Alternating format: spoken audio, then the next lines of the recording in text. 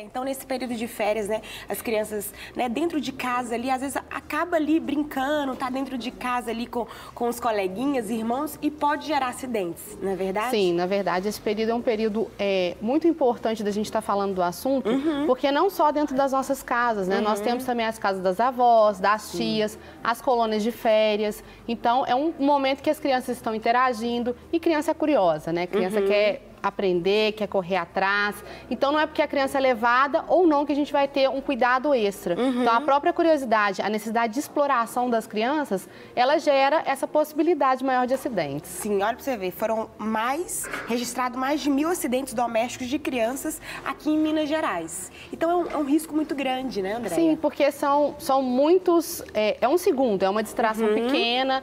Se você deixa aquela criança sozinha por um período, às vezes ela é maiorzinha, os pais acham que ela pode ficar sozinha, que ela já tem um certo discernimento, mas eles não têm ainda essa visão do perigo e do risco. Então, é bem complexo deixar uma criança sozinha. Com certeza. Os pais tomariam esse cuidado, porque às vezes fala assim, poxa, dentro de casa não tem problema, mas qualquer errinho pode acontecer algo. Sim, né? É uma mudança de comportamento que faz com que a gente previna esse risco, né? Sim. É uma adaptação na casa, uma medida de segurança que diminui o risco de acidente dentro de casa. Ok. Então, vamos ver os principais acidentes nas férias, nesse mês de julho. As férias estão aí. Então, vamos ver o primeiro acidente aí, a queda. É muito comum, né, Andréia? Sim, é aquela questão da necessidade de exploração, de estar sempre correndo. Então, é a gente orientar para dentro de casa, a gente evitar tapete, mesa de centro, algum obstáculo para essa criança. É a questão de adaptar o ambiente para que ele se torne mais seguro para essa criança. Sim, às vezes a criança ali, ainda mais, por exemplo, a mãe acabou de limpar, né, ali o chão escorregadio e a criança cai. Pode ser uma queda muito... Exato. Né, aconteceu alguma coisa muito ruim. Observar a questão de escada, algum tipo de obstáculo que a criança vem. Se ela for uma criança muito pequena, tentar limitar esse tipo de espaço. Se você tem uma escada em casa, colocar um portãozinho ou fechar mesmo aquela porta para limitar o acesso dessa criança e evitar essa queda. Com certeza. O segundo aí são as queimaduras. Queimadura, óleo quente, o fogão. Fogão. Então, a gente tem um risco muito grande na cozinha. Sim. Então, o que a gente fala? Vamos isolar esse espaço. Nós temos hoje alguns dispositivos aí de impedimento de acesso, que é aquele portãozinho mesmo que a gente usa, ou mesmo fechar a porta. Ah, mas é porque meu filho chora, quer ficar perto de mim. Mas gerar nessa criança aquele risco, ali não pode. Ali é um ambiente para adulto, tá? Sim. Né? É fogão, é faca, é copo, é tesoura. Então, tudo que a gente usa na cozinha, fora a questão dos materiais de limpeza, que também estão ali na área de serviço. Que podem que podem trazer esse risco. Então, vamos isolar esse risco com o portãozinho e a porta e gerar naquela criança a sensação de que aquilo ali é perigoso. Sim. Não pode estar na cozinha com os pais. O tempo todo alertando a criança, né? Exatamente. Olha, isso pode queimar, isso pode acontecer alguma coisa, né? Sim. Outro é o incêndio. É o risco da gente, igual eu falei, deixar uma criança sozinha. Às vezes alguns pais têm essa necessidade de sair, buscar, leve a criança, né? Tem esse acompanhamento com a criança, porque às vezes tem alguém que deixa uma vela ou um outro instrumento ali, um isqueiro, fósforo.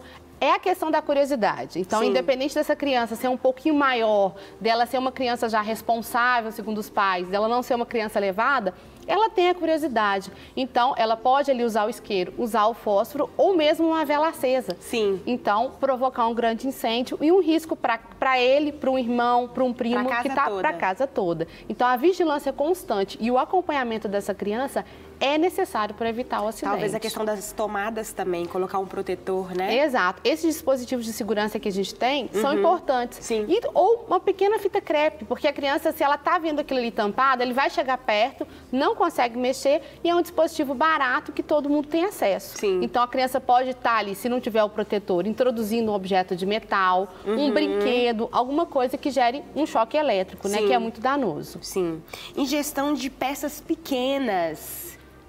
Às vezes a criança ali tá brincando, né? Os brinquedinhos. É a questão do entretenimento também nesse período. Às vezes alguém que não tenha conhecimento deu um brinquedinho, o pai não observou que tem uma pecinha pequena ou que tem alguma coisa que possa se soltar, até mesmo um material colorido ou uma massinha, né, que essa criança vai ingerir, pode intoxicar e pode obstruir essa passagem de ar. E essa criança vai vir engasgar. Então, os pais, quando a criança ganhar ou quando for dar um presente para ela, observar mesmo se é típico da classificação etária, tem sempre no brinquedo escrito, né? A gente consegue ver, a gente tem alguns objetos coisas pequenininhas que às vezes não são indicadas para algumas crianças. Então, a gente ter essa observação, Sim. porque no momento que você está brincando, você virou as costas, você não vê o que a criança está fazendo. Exatamente. Então, é importante a gente ter essa noção, né? Evitar pecinhas pequenas para crianças muito pequenas. Sim. E sempre o brinquedinho, ele fala isso.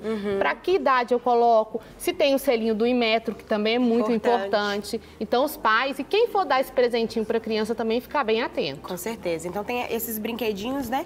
Que são menores, né? Tem algumas pecinhas soltas. A criança larga... Ela vai soltar uma peça e vai colocar na boca. Sim. É a questão da curiosidade sempre, né? Então, a gente tem que ter muita atenção com esses brinquedinhos. Com certeza.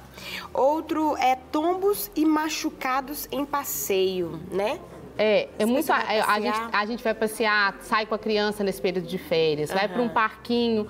Então é importante você conhecer aquela região que você está levando a criança. Sim. Um parquinho, eu vou numa mata, vou num parque ecológico, vou também num parque perto da minha casa. E a gente conhecer aquele espaço. Ali tem trânsito, tem gente que passa ali de carro, ou moto, ou mesmo bicicleta.